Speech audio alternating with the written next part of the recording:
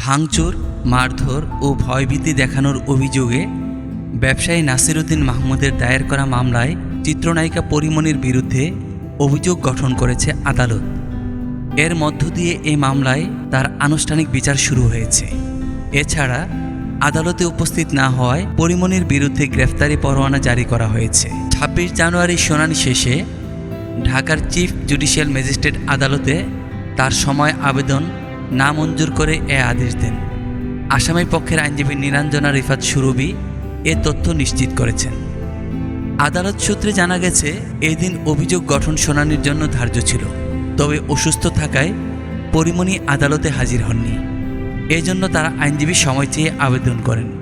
অন্যদিকে বাদীপক্ষ অভিযোগ গঠন শুনানির পক্ষে আবেদন করেন। আদালতে সময়ের আবেদন নাকচ করে অভিযোগ গঠন করেন।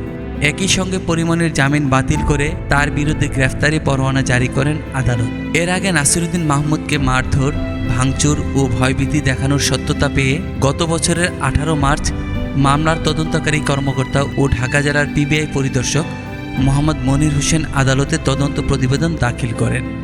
এতে পরীমনি সহ জুনায়েদ বগদাদি জিমিকে অভিযুক্ত করা হয়েছে। তবে ফাতেমাতুজ জান্নাত বনির বিরুদ্ধে সুনির্দিষ্ট অভিযোগ মেলেনি।